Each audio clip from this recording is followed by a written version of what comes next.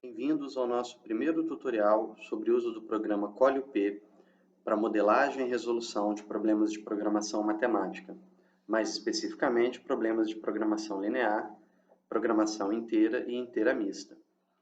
O software ColUP pode ser obtido nessa página aqui, de mesmo nome, www.colup.org, e o que ele nos oferece basicamente é um ambiente para edição, para representação dos modelos que a gente quer resolver e para input dos dados. Além disso, a gente tem uma interface também para visualização do processo de solução, em termos das técnicas que estão sendo usadas para resolver o problema que a gente deseja, e do valor da solução final, no caso das variáveis de decisão e das restrições, da FO, etc. Bem, a linguagem CMPL é uma linguagem de programação matemática e, portanto, uma linguagem muito próxima da maneira com a qual a gente representa, tanto na forma algébrica como na forma matricial e vetorial, os modelos de programação inteira e de programação linear também. Nesse sentido, a linguagem ela é extremamente óbvia, né? Digamos que os comandos são muito parecidos com a maneira que a gente escreve a FO, as variáveis de decisão, as restrições. Então, é uma linguagem, digamos, de alto nível e dedicada a um propósito muito específico, que é a modelagem e resolução de modelos de programação matemática. Bem, no ColUP, os modelos são escritos na linguagem CMPL. Então, digamos que CMPL é apenas a linguagem, ou seja, ela é o conjunto de regras e define a sintaxe com a qual a gente representa os modelos, mas quem resolve efetivamente o problema o que está representado são esses resolvedores que estão aqui indicados, o CBC, o GLPK, o SCIP, o Gurobi e o Simplex. Esses resolvedores, esses três primeiros resolvedores são resolvedores gratuitos e dos quais o CBC é o resolvedor default, tá? É o resolvedor com o qual a gente vai trabalhar nesse tutorial.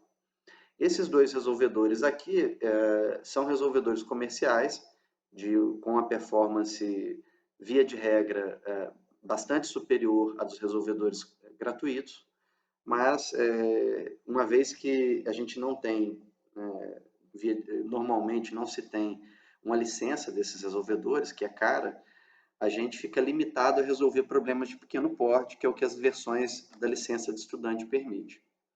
Então, para que nós possamos trabalhar com modelos de médio e grande porte, a gente vai usar os resolvedores gratuitos aqui. No caso, a gente vai usar nesse curso o CBC. Bem, CBC é uma linguagem que está escrita em C++, e como o código é aberto, a gente tem possibilidade de adaptar esse código para finalidades específicas. Quando a gente faz o download do ColUP, além do compilador da linguagem, do pacote Colio, a gente também recebe alguns outros aplicativos que são interessantes. A gente tem o PyCMPL e o JCMPL, que são aplicações para a gente construir uma interface em Java ou em Python, tá? E a gente tem também o CMPL Server, que é uma funcionalidade que permite que os modelos sejam despachados para serem resolvidos num servidor de alta performance. O entendimento desse curso introdutório, é que esses são tópicos avançados, tá? Então, num primeiro momento, a gente não vai abordá-los. Okay? A gente vai focar basicamente na representação dos modelos em CMPL e na sua resolução a partir do Colio. Bem, fazendo o download, o que a gente tem, eu vou voltar aqui na minha pastinha de download. Então, tenho aqui downloads, já fiz o meu download antes. Está aqui CMPL, foi o que eu baixei. Eu descompactei essa pasta e, abrindo a pasta, dentro aqui a gente tem uma pastinha chamada bin. Abrindo a pasta bin, a gente encontra aqui dentro o ícone Colio 4. Tá?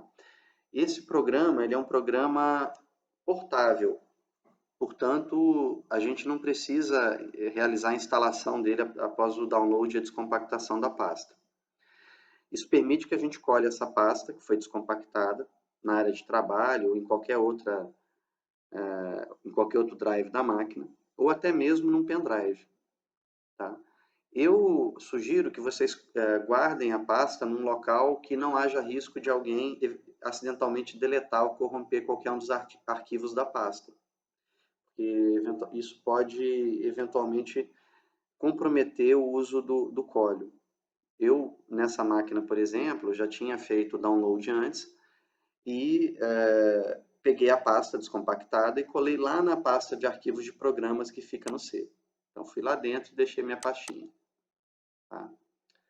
Bem, depois de fazer isso, eu fui lá dentro, abri, né, fui em cima do ícone do Colio P e enviei um atalho para a área de trabalho. Então, criei um atalho lá para não ter que toda hora abrir a pasta quando quiser resolver algum problema de programação matemática. Bem, o ícone que a gente encontra na área de trabalho é esse daqui. Então, vou abrir para vocês verem a interface do Colio P. Bem, é um programa extremamente simples, ele tem poucas funcionalidades.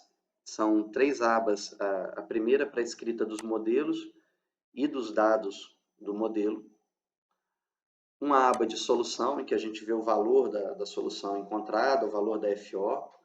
E uma aba de output que tem informações mais detalhadas sobre o processo de resolução. Então, ele reporta, por exemplo, quais métodos foram usados na resolução do problema definido, qual o tempo de gasto em cada uma das etapas do processo de solução, apresenta ao final um report em que dá um sumário do número de iterações realizadas por cada método, do tempo total de processamento, enfim. Digamos que essa aba ela nos apresenta para cada um dos softwares ali listados um output refinado do que foi gerado durante o processo de solução. Bem, nas abas aqui em cima a gente tem na aba File as funções básicas para criar um novo problema, abrir e salvar, também abrir uma nova janela.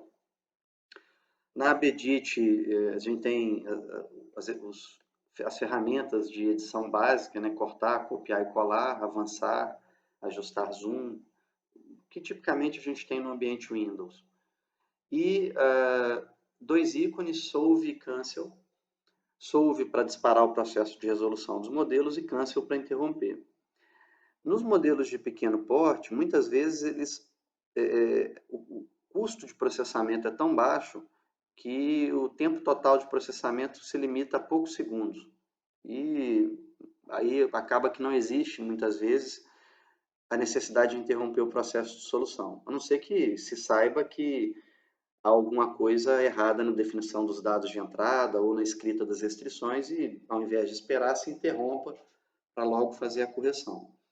Mas, no caso dos modelos de médio e grande porte, pode ser que o processo de solução comece a consumir alguns minutos ou horas. Esse é o caso, por exemplo, dos modelos de programação inteira de médio e grande porte.